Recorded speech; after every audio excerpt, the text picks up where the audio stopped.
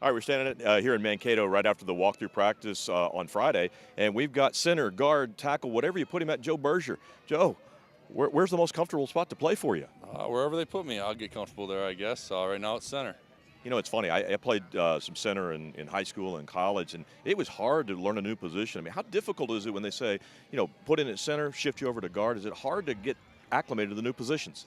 Yeah, I mean, it takes a little bit, but, that's kind of what I've done here. It's kind of been my role with the Vikings, and it's worked out well so far. You obviously have a couple of new minds on the offense trying to help you mold this into a different offense. How has the terminology changed? How has the transition been? The transition's been great. Terminology changes year to year, even if the coaching staff doesn't change, so that's something that we just get used to, and that's part of the off-season and camp, and that's why we're all here. When you play center, you're almost the brains of the offense, if you will. When you get to the line, you're making the line calls. What are you looking for, and how difficult is it to kind of point out the blocking schemes to the rest of the linemen? Oh yeah, you just got to find the defense, read it, and get the calls out to everybody else. I mean, the issue is when things change, you got to be clear with your calls and quick. Well, what happens when you get a loud stand? We don't know what it's going to look like at U.S. Bank Stadium. Enclosed glass gets noisy. How do you communicate with them, especially at the tackle positions, when it gets noisy inside? Yeah, you just yell louder, and the guards help echo the calls out to the tackles. Okay. Now, tell me with this from this perspective. Blind shotgun snap. Okay. Difficult for that. I've never seen you muff one. I mean, how much practice do you do to make sure you can get it back there?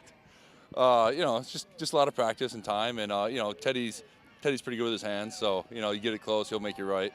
Absolutely. And you talk about the quarterback. I mean, he's come along, third year. What are the differences you see with him? I know you don't get to watch him on every play, but you certainly see him in film. How has he progressed? As far as evaluating his position, I mean, that's not really my expertise, but I know as far as the huddle goes and leadership, he's great to have in there. Yeah, I tell you, it's a lot of change. It's a lot of camps for you.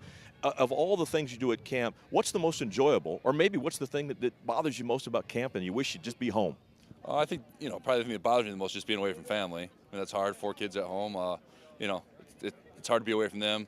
As far as the best thing here, I think just the time with the guys, and, football is fun. Standing over the ball and playing the game, it's still fun. You sit here with a smile. I always wonder, you're beating on guys all day long. What happens when you get that practice? You just don't feel like hitting a guy. How do you get yourself motivated to do it? I mean, if you get practice like that, it's your job, and it's a pretty great job. So it's not that bad at the end of the day.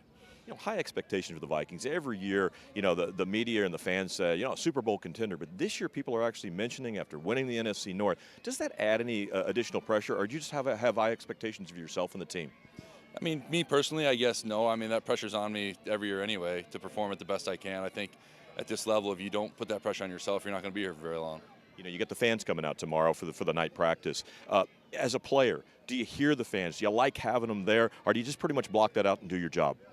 Having the fans and the energy there is great. I think once you're on the field and you're over the ball, you kind of, it's part of the game to block that all out. But it's definitely great to have the energy here and have the fans. Last question for us. Most important thing, when you have that night scrimmage, when they end, it's an annual tradition. They hand each player a football to throw in the stands. We've seen some balls go over the top of the stands, not make the stands. How's your throwing arm?